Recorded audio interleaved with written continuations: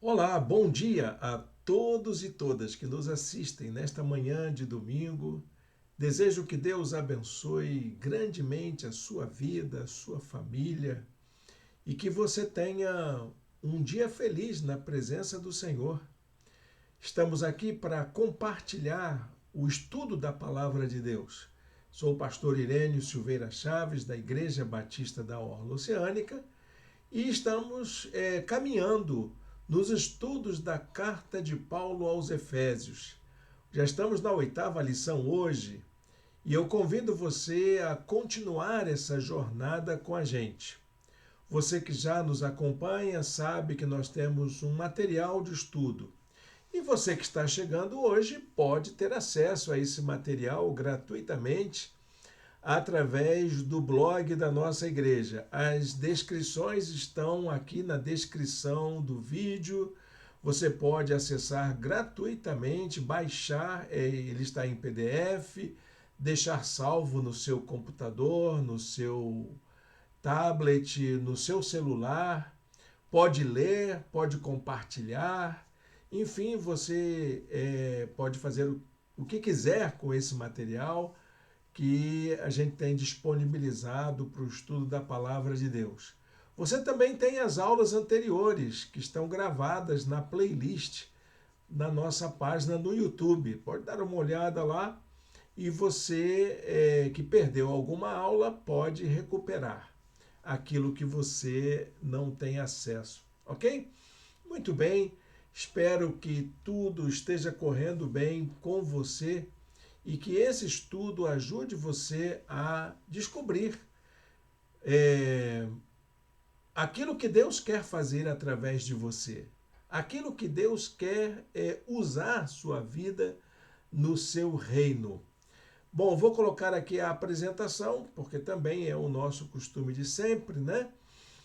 E com isso você pode acompanhar também o conteúdo através destas anotações que a gente apresenta através do Data Show.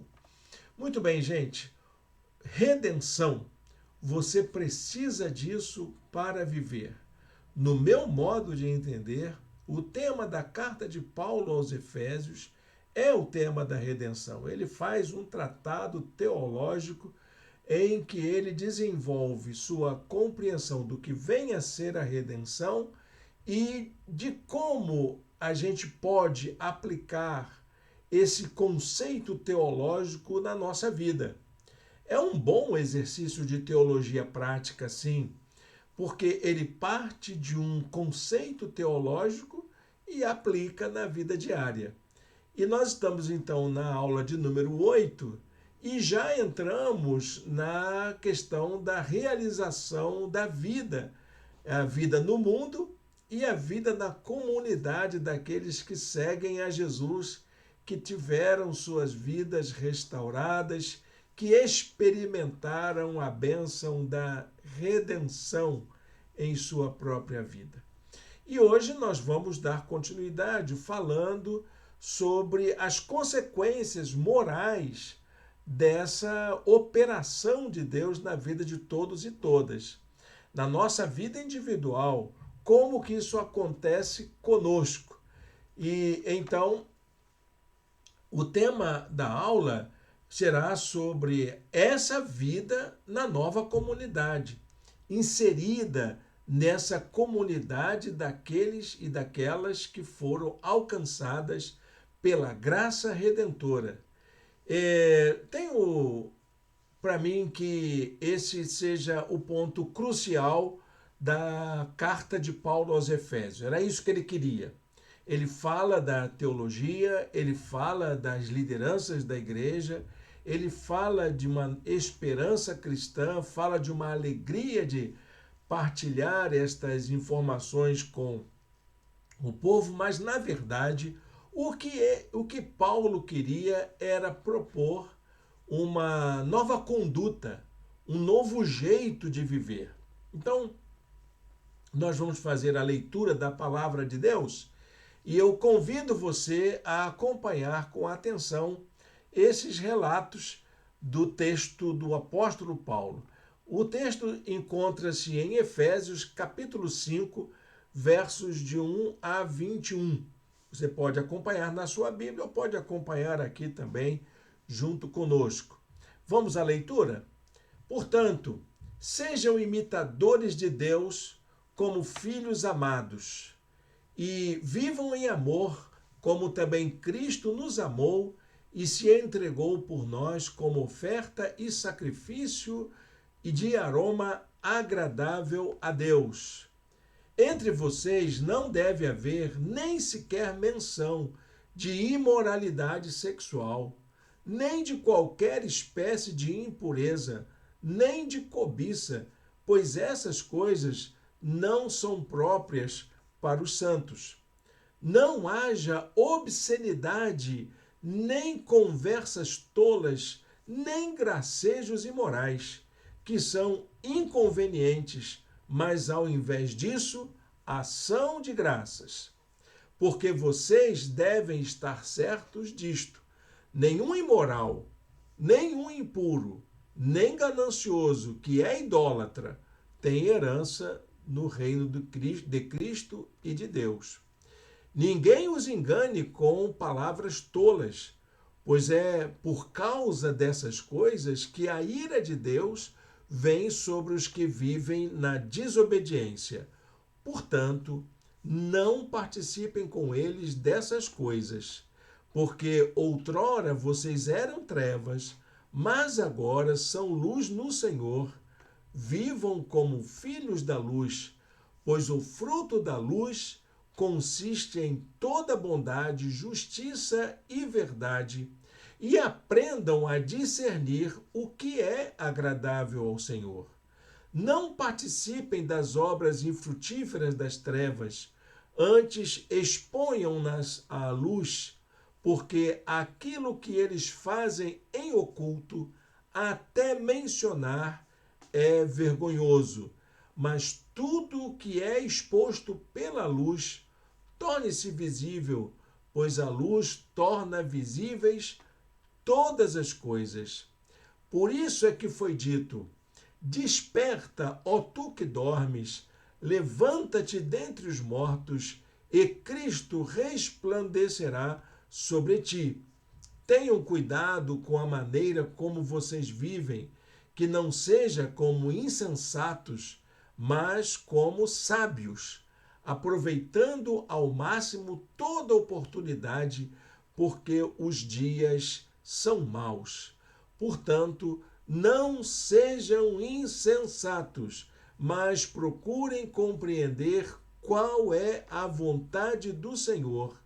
Não se embriaguem com vinho, que leva à libertinagem, mas deixem-se encher pelo Espírito, falando entre si com salmos, hinos e cânticos espirituais, cantando e louvando de coração ao Senhor, dando graças constantemente a Deus Pai por todas as coisas, em nome do nosso Senhor Jesus Cristo.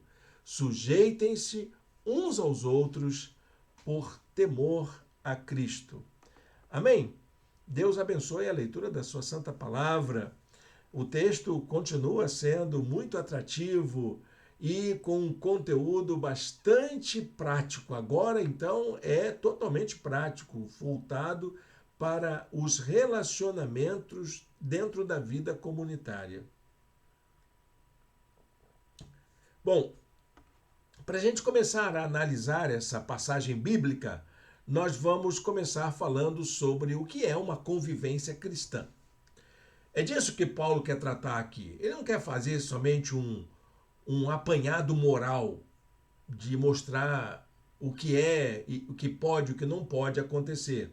Não é um manual de doutrina moral para a igreja aqui, não. É apenas um relato sobre o que é importante e o que não é importante para a convivência cristã, em que os servos de Jesus, aqueles que foram alcançados pela graça, deveriam, pelo menos minimamente, colocar em prática na sua vida. Isso para nós é muito importante nos dias atuais. Então, na aula passada, a gente tinha falado que a vida cristã deve ser vivenciada dentro da esfera pública. Ela não é uma vida dentro de quatro paredes. Ela não é dentro de uma clausura. Ela não é dentro de uma redoma. A vida cristã é vivida fora da redoma, fora da clausura, fora das quatro paredes do templo, fora do quadradinho da religião. A vida cristã é vivida no mundo. E aí, gente, a gente precisa entender que ela não é só uma vida individual, não é só uma atitude da pessoa em si, mas de uma coletividade, de uma vivência que aqui nós vamos entender como o corpo de Cristo. A igreja é o corpo de Cristo, é a comunidade da fé formada por aquelas pessoas que foram alcançadas pela graça. E deve haver minimamente, não uma uniformidade, mas minimamente um padrão comum de comportamento, uma espécie de um paradigma, um referencial para que as pessoas possam ser identificadas como cristãos e cristãs no mundo. O mundo precisa saber disso. Quem são vocês?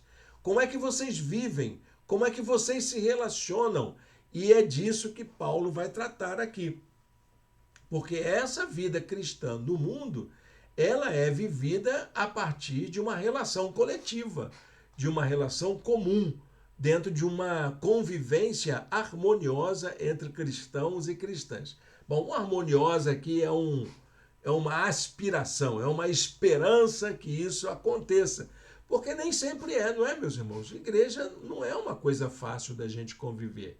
As pessoas têm temperamentos distintos, têm ideias distintas, têm gostos distintos, né? E até estratégias de trabalho distintas. E a gente administrar isso é muito complexo, muito complexo. Em alguns casos, até difícil. Eu já vi, inclusive, convivência entre irmãos serem impossibilitadas de haver divisões dentro do corpo de Cristo. Por que acontece isso? Exatamente porque não é uma convivência fácil, nem simples, ela é bem complexa. Então, a convivência entre irmãos e irmãs é muitas vezes um grande desafio para aqueles que iniciam uma jornada de fé. Imagine uma pessoa que sai lá dos seus conflitos, de uma vida longe de Deus, e aí começa com aquela alegria a frequentar uma igreja cheia de conflitos, cheia de problemas, seja na liderança, seja nos frequentadores mais antigos, e começa a ver que não há diferença entre as condutas daquelas pessoas que fazem parte do corpo de Cristo e as pessoas que não fazem parte. É um choque muito grande. Então, os problemas de convivência nas comunidades de fé são a causa de muito desânimo e de escândalo também. Então, Paulo está querendo resolver essas situações que causam desânimo nos irmãos e escândalo entre as pessoas que começam a participar do corpo de Cristo. Causas das dificuldades de convivência da igreja. O que pode causar essas dificuldades? Paulo fala muito claramente sobre isso. Em primeiro lugar, o fato de que nós somos pessoas, somos seres humanos, né? Cada cabeça é uma sentença, cada um é cada um. Cada qual com o seu cada qual, como dizem os nordestinos, né?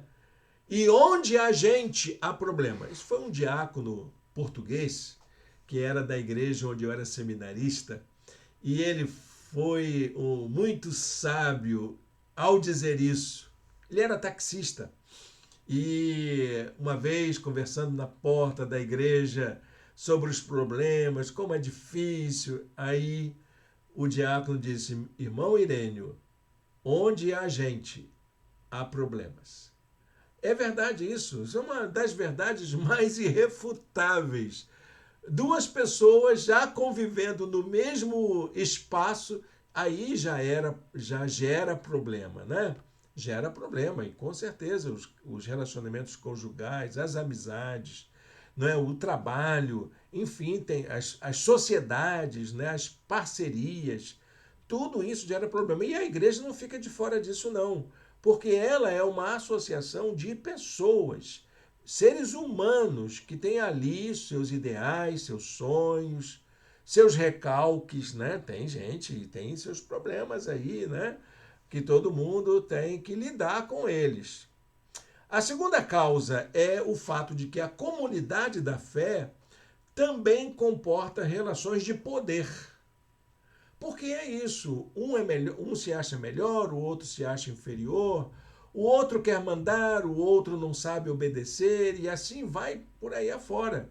E sempre existe o interesse de que um grupo venha sobrepor sobre o outro, ou uma pessoa querer dominar os demais. Então, essa relação de poder é uma relação bastante presente na vida da igreja.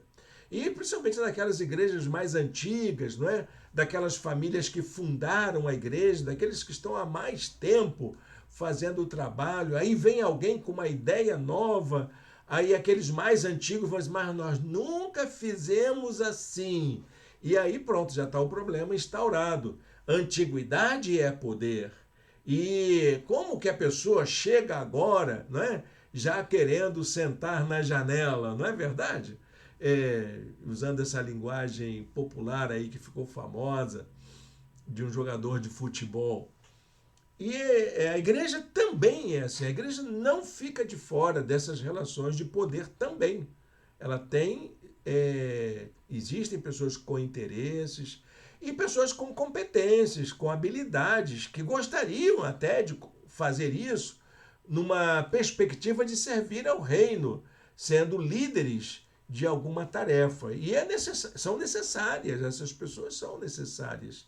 Mas aí ela tem que conquistar a admiração das pessoas, o respeito, conquistar o seu lugar, se fazer digna daquela posição que ela ocupa. Enfim, são as relações de poder que também marcam a vida da Igreja de Cristo. E uma terceira causa é o fato de que a comunidade de fé é marcada pela diversidade, pela pluralidade de pessoas. Pluralidade de gênero, pluralidade de condições sociais, pluralidade de formação, pluralidade de etnias dentro da igreja. A igreja comporta isso tudo. A igreja tem que ser isso. Ela tem que ser um lugar para todos e todas. E eu digo mais, a igreja também é marcada pela pluralidade de ideologias, pela pluralidade de preferências políticas, de interpretações históricas. E a igreja precisa ser a comunidade que acolhe a todos os divergentes.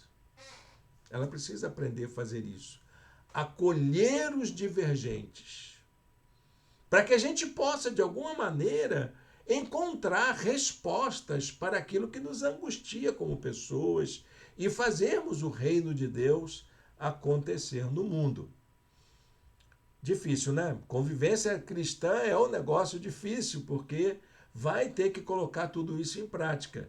Numa agremiação, tem a questão das ações jurídicas, né? Entrar com ação contra não sei quem, mas na igreja, a igreja ela precisa aprender a conviver com as diferenças, a fim de que ela possa tornar-se um corpo harmonioso de fato.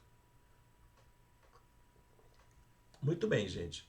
Continuando na nossa reflexão, nós vamos encontrar como Paulo tenta tratar disso. Ele trata disso elaborando o que eu vou chamar aqui de manual de conduta mínima. um manual de conduta mínima para a convivência entre irmãos. Ele vai estabelecer uma série de princípios. Eu não vou chamar isso de regras, de leis. Ah, você desobedeceu o mandamento do apóstolo Paulo. Não, são princípios para orientar a nossa atitude, a maneira como a gente se comporta como pessoas, como que a gente age, como que a gente direciona as nossas ações. E aí nós vamos encontrar esse novo modelo, eu vou chamar de padrão, né, de conduzir a nossa vida no relacionamento do corpo de Cristo. É bem verdade que o apóstolo Paulo vem de uma experiência bastante legalista. Paulo é um judeu e os judeus tinham o seu código de moral, que eram as leis, né? As leis rabínicas, que estabeleciam como que cada um deveria conduzir-se na sociedade e na comunidade judaica. Paulo está muito consciente disso, mas ele entende, e eu acho que é por aí mesmo que a gente tem que pensar, meus irmãos, que não é assim na igreja. A igreja não tem uma regra moral rigorosa que vale para todos e todas. Não, ela tem princípios. Princípios mínimos, de conduta mínima. Você precisa ter, no mínimo, algum tipo de procedimento que não ofenda tanto as pessoas, que não agrida tanto as pessoas, que não espante as pessoas. É um conjunto de princípios que serão usados para isso. Então, o padrão mínimo para que você possa ter essa conduta é orientado pela imitação de Cristo. Esse é o padrão mínimo. Como é que você vai fazer? Você vai seguir algum modelo? Sim, o modelo é Cristo. Você tem que ser como Jesus. Isso é moral. Isso é moral. Você imitar a Cristo, ser um imitador de Jesus. Estou lembrando aqui o texto de Tomás de Kempis, A Imitação de Cristo, que foi um texto medieval, século XIV, século XV, mais ou menos, que surgiu para poder ajudar as pessoas a colocarem em prática esse princípio mínimo para que a gente possa ter uma conduta moral saudável, harmoniosa dentro da igreja.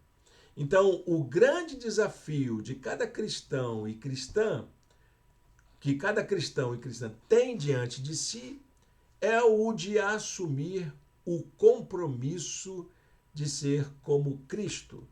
É o texto de Efésios 1 e 2, que diz assim: portanto, sejam imitadores de Deus. Não é nem imitar Cristo aqui, né? É Deus. Mas a gente não vê Deus, né? Você já viu Deus? Como é que você imita Deus?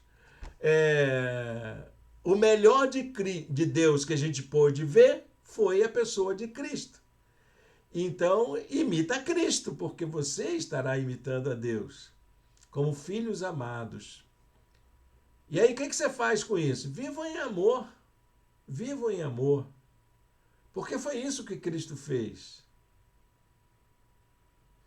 E ele se tornou um aroma agradável a Deus com isso, praticando o amor, amando as pessoas, amando as pessoas.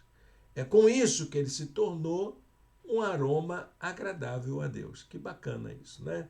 É isso que você é chamado a ser, meu irmão, minha irmã, a ser um imitador de Cristo, amando as pessoas em primeiro lugar. E com suas ações amorosas, você agradar a Deus.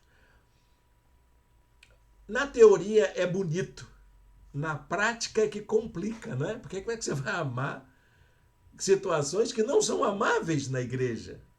Como é que você vai amar pessoas que estão destruindo a comunhão? Como é que você vai amar pessoas assim? Então, tem vários aspectos que precisam ser bem tratados, né? Bem equacionados aqui. Porque cada igreja é marcada por essa relação de intimidade. A igreja se constitui como se fosse uma família. É um grupo de pessoas muito próximas, que se conhecem, que sabem onde mora, que desenvolve uma certa amizade, uma certa cooperação entre si. Então, muitas vezes, nessa relação muito próxima, há muitos atritos mesmo. Eu estou lembrando aqui de uma história, ela é bonitinha, mas ela é bastante complicada, né? Uma vez uma irmã foi reclamar com o pastor que o regente do coral estava ofendendo a ela. E aí, então, o pastor, mas como é que pode? Vamos conversar com o regente do coral. Aí chamou o regente do coral. Aí perguntou, você está ofendendo a irmã? Disse, não, de forma nenhuma. A irmã é uma pessoa querida, ela coopera com o coral, etc. E aí, então, a irmã disse assim, olha, assiste o ensaio do coral para o senhor ver como é que é. Aí o pastor foi assistir o ensaio do coral. Aí começou a cantar, o coro começou a cantar, né? A primeira parte do hino.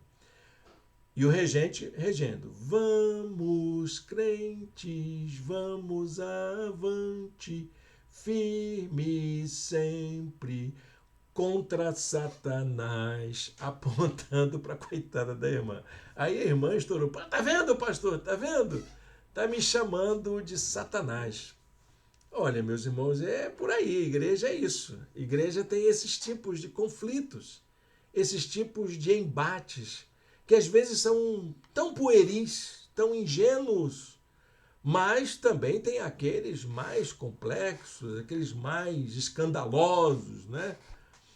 Eu me lembro de uma vez na igreja que eu era seminarista, a gente queria fazer um muro na frente da igreja. E aí os irmãos marcaram um mutirão, alguns chegaram, outros não chegaram, e tinha um irmão muito dedicado, né? Que gostava de pegar no serviço mesmo, e resolveu fazer o muro sozinho, porque os irmãos do mutirão não tinham chegado. E ele levantou uma coluna de concreto para fixar o portão, uma coluna grande, enorme, para fixar o portão no muro. E foi isso, foi no sábado. E aí saímos ali, aquela coluna estava pronta, ninguém discutiu com o irmão que sabia que era pedreiro, né, que era construtor, que trabalhava com isso. Ninguém discutiu, foi embora, todo mundo. No domingo seguinte, quando a gente chega, para nossa surpresa, a coluna estava abaixo. Alguém tinha chegado mais cedo e tinha destruído aquela coluna. E aquilo deu um problema sério na igreja. Quem foi a pessoa que fez isso? Era o outro irmão, que também é pedreiro, que ele tinha o projeto já fixado na cabeça dele, que seria de um outro jeito. E toma-lhe problema, toma-lhe discussão. E vamos resolver isso? Olha, meus irmãos, nessa discussão, os dois pedreiros quase que foram às vias de fato. Domingo de manhã, na porta da igreja. Foi difícil. Mas, graças a Deus, os irmãos se entenderam. O pastor, que era uma pessoa muito amorosa, conseguiu convencer os irmãos de fazerem uma terceira via, uma terceira coluna, para que nada ficasse em desavença entre eles. É muito difícil. A gente que é pastor, a gente sabe das dificuldades que a igreja enfrenta nos relacionamentos. E à medida que uma igreja cresce, à medida que o número de participantes aumenta, as pessoas vão adquirindo mais compromissos, mais relacionamentos, mais intimidade. E é muito comum, muito normal que haja conflitos e dificuldades entre as pessoas. Nós temos que nos preparar para isso. De que é possível que haja desentendimentos, sim, e a gente precisa ter sabedoria, maturidade para aprender a conviver com as diferenças e a resolver conflitos decorrentes da nossa convivência. Por pior que isso possa parecer, é uma coisa saudável a gente resolver conflitos na vida comunitária. Sabiam disso? Por pior que possa parecer. O horrível numa comunidade é os problemas não serem resolvidos. Quando os problemas não são resolvidos, aí sim nós temos uma dificuldade grande. Resolver conflitos é da convivência, é da vida comunitária e nós precisamos aprender a lidar com isso. Então, a igreja, ela precisa crescer em maturidade, ela precisa desenvolver habilidades para buscar soluções para os seus problemas. Isso resulta em uma igreja fortalecida em comunhão e no amor fraternal. Isso é muito importante, porque quando a gente parte para a solução dos conflitos, duas coisas têm que estar na mente da gente. Primeiro, o aspecto da vida em comunhão, em que todos e todas sejam respeitados e tenham lugar. E o segundo aspecto é a da prática do amor fraternal, que é o que se espera de um cristão, de um seguidor de Jesus, de uma pessoa transformada pela graça. Então, nós vamos aqui, em função dessas reflexões que o apóstolo Paulo dá, logo de cara ele vai dizer, olha gente, vamos começar aqui falando sobre uma regrinha mínima de conduta para essa convivência cristã. Manual de conduta mínima para a convivência cristã. Olha aqui, meus irmãos, isso aqui não é Bíblia. Para você botar debaixo do braço. Não. O pastor Irênio falou que daqui por diante na nossa igreja vai ser assim. Não estou falando isso. É o apóstolo Paulo lá no passado. Nossa igreja, ela tem uma característica, nós lidamos por princípios. Nós não temos regras morais rigorosas na nossa igreja. Eu gosto dessa perspectiva de Paulo. Por isso que eu entendo que ele apresenta os princípios mínimos para que a gente possa orientar a nossa conduta. Vamos ver quais são? Na verdade, são 7 princípios. Então, Paulo apresenta 7 princípios para a convivência harmoniosa entre irmãos. Esses princípios servem para reger nossas relações uns com os outros na igreja. Ah, mas pastor, isso é de 2000 anos atrás. Vale para hoje também. Se você adotar para você esses princípios mínimos, você vai ver que a maneira de lidar com os conflitos será muito mais suave, muito mais clara, muito mais racional, muito mais inteligível e até mesmo permitindo uma boa convivência na sua comunidade de fé, na nossa igreja. E é assim que vai acontecer. Claro que isso aqui não é lei, não é regra de talião, né, que tem que seguir ali, senão você vai morrer crucificado de cabeça para baixo. Não, nós não somos isso, nós não temos essas regras. Mas esperamos que as pessoas que participam do corpo de Cristo, seja na nossa igreja, seja em qualquer igreja, tenham, no mínimo, um mínimo de orientação para as suas condutas. Então vamos ver quais são elas. Primeiro, é preciso que a gente tenha uma moralidade. Não é moralismo de estabelecer o que é certo e o que é errado, mas a gente precisa ter um certo discernimento para a gente poder saber respeitar o outro. Então, essa nova moralidade é baseada no respeito mútuo, no decoro, porque você tem que saber proceder adequadamente, e nos atos de bondade. Olha que ele coloca algumas situações aqui nos versículos 3 e 4. Entre vocês não deve haver nem sequer menção de imoralidade sexual, nem de qualquer espécie de impureza, nem de cobiça. Então ele está falando desse respeito mútuo, respeitar a sexualidade do outro, respeitar o direito do outro, respeitar a opinião do outro.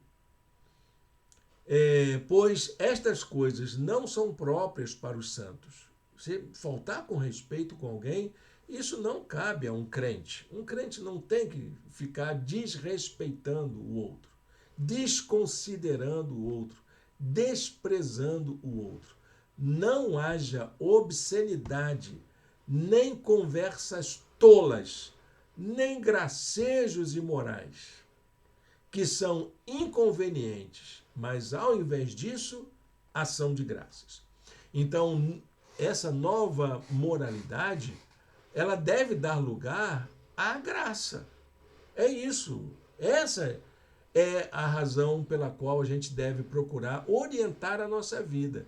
Que as nossas palavras, que as nossas atitudes, que os nossos relacionamentos sejam oportunidade de colocarmos em prática a graça entre nós. Segundo princípio, expectativa de julgamento final, o juízo final. Você vai prestar conta disso um dia. Todos nós iremos prestar contas um dia de nossos atos. Todas as suas palavras, tudo aquilo que você faz, todas as suas ações vão ser um dia avaliadas no juízo final. A gente precisa ter essa perspectiva, que um dia a gente vai ter que prestar conta a alguém, mesmo que ninguém esteja vendo agora, mas um dia a gente vai ter que prestar contas a alguém dos nossos atos. Porque vocês podem estar certos disto. Nenhum imoral, nem impuro, nem ganancioso, que é idólatra, tem herança no reino de Cristo e de Deus. Não adianta você fingir uma coisa que você não é. Ninguém está vendo, eu vou agir de outro modo. Porque um dia você vai ter que prestar contas ao Senhor. Todos nós iremos prestar contas a Deus. Ninguém vai escapar disso. Todos nós estaremos diante do tribunal divino, do juízo do Senhor, prestando contas da nossa vida. Terceiro princípio, construção de relacionamentos saudáveis. Honestidade, sinceridade e generosidade são ingredientes indispensáveis na vida dos cristãos. O que se espera de um cristão quando você vai fazer negócio com ele? Que ele seja honesto, que ele seja sincero e que ele não seja ganancioso, que seja generoso nos seus atos. O versículo 6 e 7 diz assim: ninguém os engane com palavras tolas, pois é por causa dessas coisas que a ira de Deus vem sobre os que vivem na desobediência. Portanto, não participem com eles dessas coisas. Eu tenho muita dificuldade de fazer negócio com alguém que diz: mas eu sou pastor, eu sou crente. Olha, gente, os piores negócios que eu já fiz na minha vida foi com gente que se apresentou como cristão, como crente, até como pastor. Uma vez veio uma pessoa aqui em casa fazer um serviço. E ele falava muito do evangelho. Ele queria me evangelizar. Eu não falei nada com ele. Não, ele queria me evangelizar. Ele queria me converter para o evangelho. Ele falava muito. Aí, quando terminou o serviço estava incompleto e mal feito. E eu paguei a ele, honestamente. Ele disse: olha aqui, meu amigo, você que é meu irmão em Cristo, eu sou pastor, assim, assim, assim, expliquei direitinho, e aquilo que eu esperava de você como cristão é que você cumprisse com o contratado. Honestamente, o serviço está incompleto e mal feito. E ele ficou triste, chateado, voltou no dia seguinte depois disso, quando eu soube que eu era pastor, e aí ficou tudo bem, graças a Deus. Mas ele teve que ser lembrado disso, porque não é assim que funciona no reino de Deus. Nossa palavra tem que ser muito bem abalizada. Outro princípio, que é o quarto, transparência. Ninguém precisa fingir aquilo que não é. viver de falsas aparências, representar um papel que não condiz com a sua realidade. Meu irmão, minha irmã, você não precisa fingir que é santo. Deus sabe quem você é. Deus conhece você. Você não precisa fingir que é bonzinho. Ou você é ou você não é. E assume as consequências de quem você é, de forma transparente, de forma autêntica. E isso a gente precisa desenvolver com a nossa conduta. Os versos 8 a 14 diz assim: porque outrora vocês eram trevas, mas agora são luz no Senhor. Vivam como filhos da luz, pois o fruto da luz consiste em toda bondade, justiça e verdade, e aprendam a discernir o que é agradável ao Senhor. Olha, meu irmão, você não precisa de ninguém ficar dizendo, faz isso é certo, isso é errado. Você não precisa, você precisa aprender a discernir. Eu vou repetir aqui, aprendam a discernir o que é agradável ao Senhor. Não participem das obras infrutíferas das trevas. Antes exponham-nas à luz, porque aquilo que eles fazem em oculto, até mencionar é vergonhoso, mas tudo o que é exposto pela luz torna-se visível, pois a luz torna visíveis todas as coisas. Por isso é que foi dito: desperta, ó tu que dormes, levanta-te dentre os mortos, e Cristo resplandecerá sobre ti. Essa palavra tem muito a ver com aqueles irmãos e irmãs que têm que atuar em cargos públicos, em atendimento comunitário, em relacionamento com pessoas. Não é? Como que a gente precisa ser responsável por aquilo que nós dizemos, por aquilo que nós fazemos. Quinto princípio, vida em comunhão, marcada pelo bom senso. Que eu acho que esse é um ingrediente que todos nós precisamos ter, bom senso. A sensatez está nas escolhas que fazemos, visando o bem comum. Diz os versículos 15 a 17. Tenham cuidado com a maneira como vocês vivem, que não seja como insensatos, mas como sábios, aproveitando ao máximo cada oportunidade, porque os dias são maus. Portanto, não sejam insensatos, repete ele, mas procurem compreender qual é a vontade do Senhor. Bom senso é um ato de sabedoria. Sexto princípio, vida cheia do Espírito Santo. E aí ele usa uma metáfora muito importante, que é a da embriaguez. Aqui ele não está dizendo que é proibido beber vinho, mas ele está dizendo não se embriague com vinho. Sabe por quê? Porque o vinho, ele era uma bebida, e é ainda uma bebida para saudar, para momentos efusivos, para proporcionar alegria. Então, se você quer ser uma pessoa alegre, alegre-se pelo Espírito. Deixe o Espírito de Deus encher sua vida de alegria. Verso 18 diz assim: não se embriaguem com vinho que leva à libertinagem, mas deixem-se encher pelo Espírito.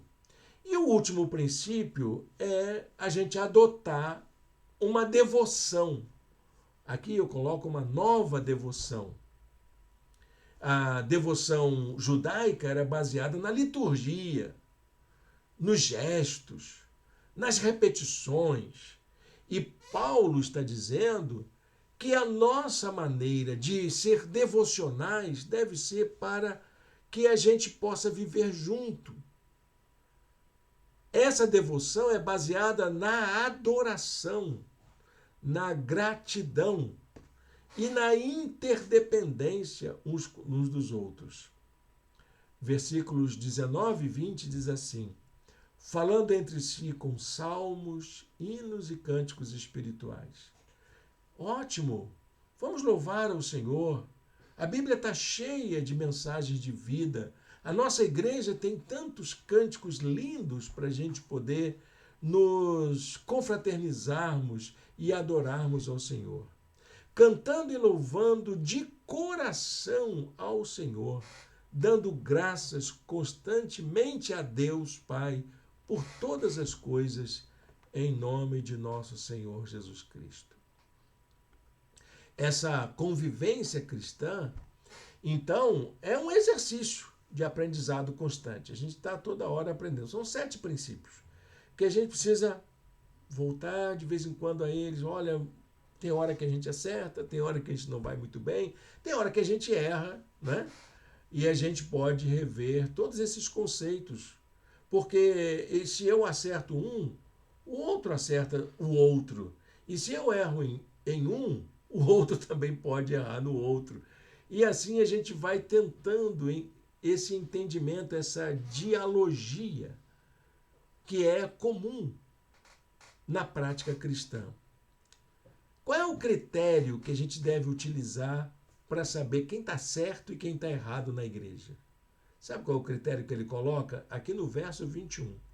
É a ideia de um se sujeitar ao outro. Um ser submisso ao outro.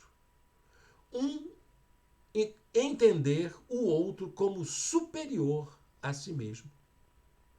Então, o critério para colocar em prática esse breve manual de conduta na igreja é a submissão uns aos outros. Sujeitem-se uns aos outros por amor a Cristo. Então, meus amados irmãos e irmãs, a igreja de Jesus não comporta donos, não comporta senhores, não comporta dominadores, não comporta chefes. Quem é o cabeça é Cristo.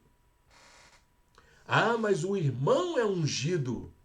O ungido da igreja é Cristo, que nos capacita a sermos seus imitadores. E todos nós, todos, os certos e os errados, os bons e os maus, aqueles que fazem por princípio e aqueles que fazem por obediência, todos nós somos corresponsáveis pelo corpo de Cristo. Isso é válido. Ah, eu vou embora dessa igreja. Meu irmão, você também é responsável pela igreja.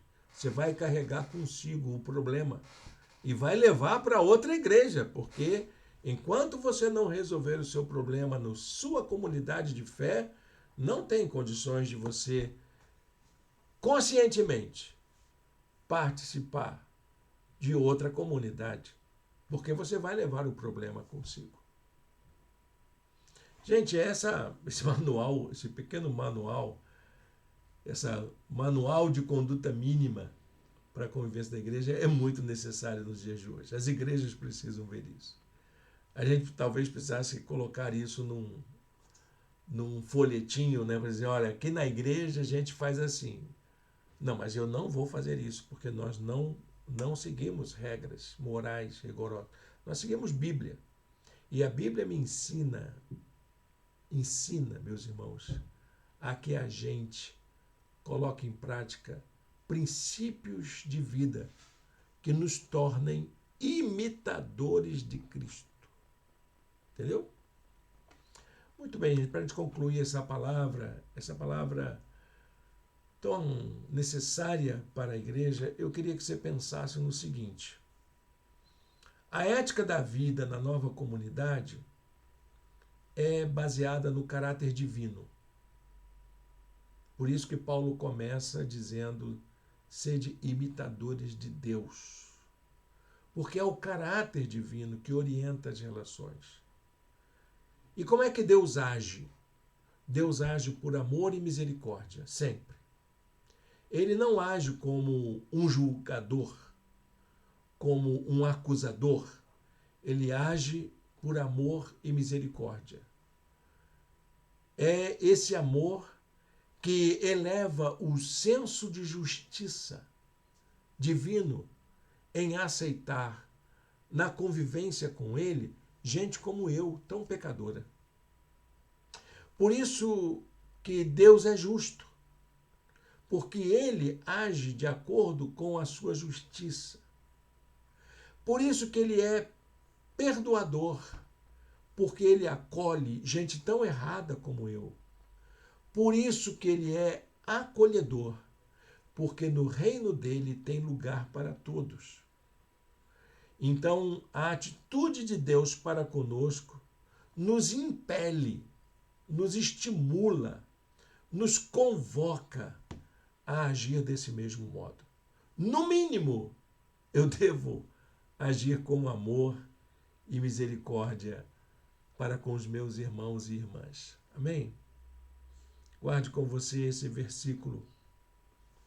Portanto, sejam imitadores de Deus, como filhos amados. Amém? Que Deus o abençoe nesta manhã de domingo.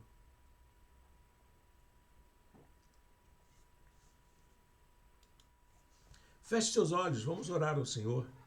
Vamos pedir a Deus que a gente possa aplicar esse manual de conduta mínima para a convivência cristã na nossa vida, na nossa igreja, na nossa comunidade de fé.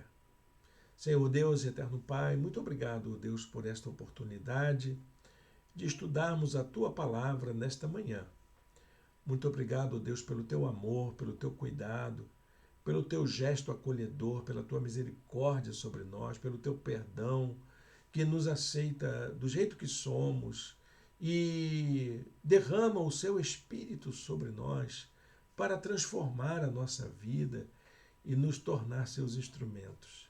Nós queremos ser, ó Deus, instrumentos da Tua graça na vida da nossa igreja, na vida da nossa comunidade. Ajuda-nos, ó Deus, a orientarmos a nossa vida por esses princípios mínimos que a Tua palavra nos aponta. E que nós tenhamos, ó Deus, a alegria de ver a nossa igreja crescer em número, crescer em espiritualidade, para a glória do Teu nome, para a glória do Teu reino. Em nome de Jesus. Amém. Amém, meus irmãos, minhas irmãs. Bom, gente, no domingo passado nós tivemos uma experiência muito agradável no nosso novo espaço. E nesse domingo, nossas atividades na igreja serão totalmente virtuais. Nós não estaremos reunidos presencialmente. Pelo simples fato que fiz um procedimento hospitalar na sexta-feira e terei dificuldade de estar presente com os irmãos neste domingo. Então, nós planejamos que a partir do primeiro domingo de julho, nós já começaremos com as nossas atividades presenciais. Então, no próximo domingo, nós teremos o nosso culto presencial às 18h30 no nosso novo espaço na Rua Doutor Paulo César 150, no bairro Icaraí. E você é o nosso convidado especial. Fica logo ali atrás do Instituto Abel. É fácil de achar. E é ao lado da loja Cresci Perdi, bem pertinho mesmo dos acessos. Nossos irmãos e irmãs, na grande maioria, moram aqui por perto e você está convidado a vir estar conosco. Muito bem, irmãos. Então, a partir de julho, começamos com as atividades presenciais hoje, às 18 horas. Não perca a transmissão da última mensagem da série sobre missões. Você vai ser impactado com uma palavra sobre o objeto da obra missionária, que é o amor. Eu creio que é o amor que vai salvar o nosso mundo. É o amor que nos salvará. E que Deus possa nos abençoar nesse sentido. Bom, gente, que Deus o abençoe. Que você tenha um domingo na presença de Deus e que logo mais a gente possa se ver aqui no canal do YouTube.